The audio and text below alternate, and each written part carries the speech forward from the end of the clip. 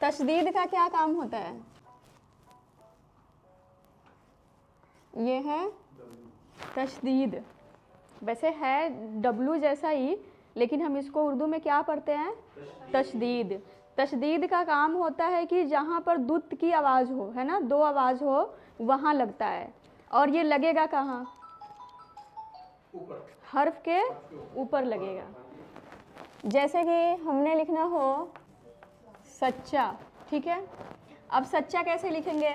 उर्दू में क्या होता है कि हम ये दो नहीं लिखते, जैसे पंजाबी में अक्षर के ऊपर लगा देते हैं ना, वैसे इसमें भी करते हैं कि पूरा ये सच्चा लिख देंगे और जहाँ पर दो आवाज़ आएगी जिस हर्फ की, उसके ऊपर लगा देंगे उसको।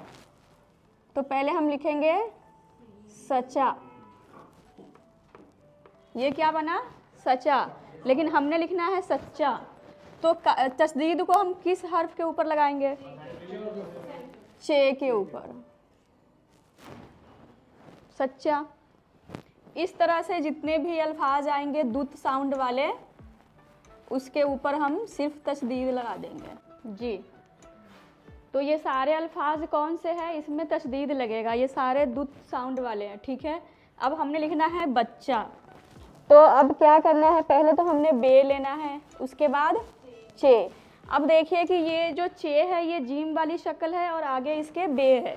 तो जो जीम वाले शक्ल होते हैं उसके हम कहाँ जोड़ते हैं, मतलब किस तरह से जोड़ेंगे उसके साथ इस आगे वाले हर्फ को, उससे पहले वाले हर्फ को उसके साथ कैसे जोड़ेंगे? जैसे हमने ये जोड़ा था, है ना, सच्चा में, वैसे ही हमने इसमें जोड़ना है, लेकिन बे वाली शक्ल जो है वो सीधी की होगी, ऐसी टेढ़ी सी, ठीक है। अब यहाँ भी हमने च के ऊपर ही लगाना है। उसके बाद कच्चा, कच्चा में भी वही शक्ल होगा, काफ और काफ आएगा ऊपर, चे नीचे आ जाएगा। उसके बाद पक्का, पहले पे है, काफ है और अलिफ है। तो यहाँ हमने क्या करना है? पे, काफ और अलिफ को साथ में जोड़ना है, साथ में इसको जोड़ेंगे, लेकिन काफ के बाद अलिफ है तो उसकी शक्ल भी बदल जाएगी, ठीक है। तो पे के साथ आ गया काफ, ठीक। अब काफ को यहाँ तशदीद लगेगा क्योंकि काफ में दो आवाज़ आ रही है, ठीक है, कौ में। उसके बाद अच्छा, अ के लिए कौन सा हर्फ है? अलिफ। उसके बाद छ का आप लोग को बताया था कल, किसके साथ जोड़ के बनाए थे? छ, चे के साथ दुशश्मी हे को जोड़ के हम चे बनाएंगे। और यहाँ किसके ऊपर अद्दक आएगा? तशदीद छ के ऊपर, अच्छा। उसके बाद है लट्टू, लाम, टे और साथ में क्या आएगा? ये कौन सा एराब है? यहाँ पर कौन सा आएगा? हाँ, यहाँ वाव के ऊपर उल्टा पेश आएगा बड़ा ऊ के लिए, ठीक है।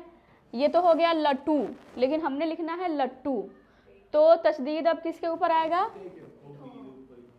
ते के ऊपर, ठीक।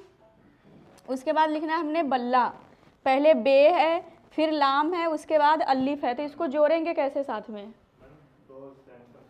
बे और बे के साथ आधा लाम आ गया तो अलिफ कहाँ जुड़ेगा?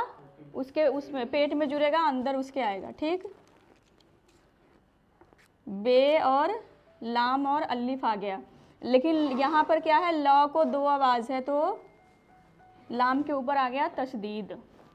उसके बाद है बिल्ली, पहले तो छोटी ई की मात्रा आ गई, छोटी ई के लिए क्या है? स्यारी है। उसके बाद बे, फिर लाम को बड़ी ई की मात्रा,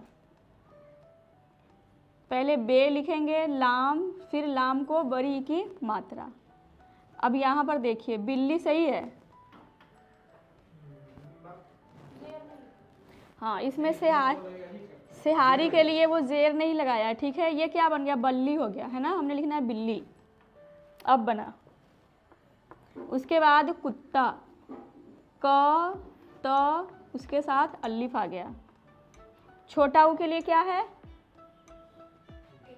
छोटा ऊ के लिए हम लगाएंगे उर्दू में पेश, और तशदीद कहाँ लगाएंगे? ते के ऊपर लगाएंगे। उसके बाद है चक्की,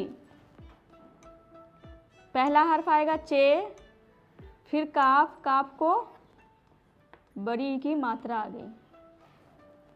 सही है चक्की, यहाँ पर बस तशदीद रह गया जो कि काफ के ऊपर लगाएंगे। अब हमने लिखना है मक्खी, ठीक है। अब देखिए कि यहाँ ख के पैर में बिंदी नहीं है, तो कौन सा आएगा ख? कल एक दूसरा ख भी करवाया था जो जीम वाला, हाँ, जो जीम वाला खे है उसका काम है कि अगर हिंदी में या पंजाबी में कहीं भी ख के पैर बिंदी आए तब हम वो लगाएंगे जीम वाला खे, नहीं तो हम लगाएंगे कौन सा? दो चश्मी हे वाला जो काफ के साथ जोड़ के बनाया था। पहले आएगा मीम आधा, काफ के साथ दो चश्मी है, खे बन गया और ई की मात्रा आ गई, मक्खी। उसके बाद मच्छर, छ के लिए क्या किसके साथ जोड़ के बनाए थे? दूसरे हर्फ किसके साथ बनाए थे? छ, कौन से हर्फ के साथ? चे के साथ बनाया था। पहले मीम, अब यहाँ पर देखिए कि मच्छर कैसे लिखेंगे, पहले मीम आ जाएगा इसके च के ऊपर, फिर उसके साथ रे आ गया, मच्छर। धब्बा, ध किसके साथ बनाए थे? कौन से हर्फ के साथ जोड़ के बनाया था? दाल के साथ दो चश्मी है, बे के साथ अलिफ आ गया, ध फिर बा हो गया। अब यहाँ पर तशदीद किस कौन से हर्फ के ऊपर लगाएंगे? बे के ऊपर, धब्बा। उसके बाद है भद्दा, भ का तो आपको पता ही है, बे के साथ दो चश्मी है को जोड़ के बनाए थे।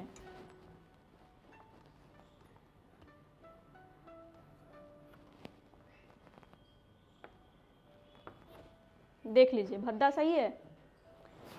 भे के साथ दाल आ गया, दाल के साथ अलिफ आ गया, दाल के ऊपर तशदीद आ गया, ये हो गया भद्दा।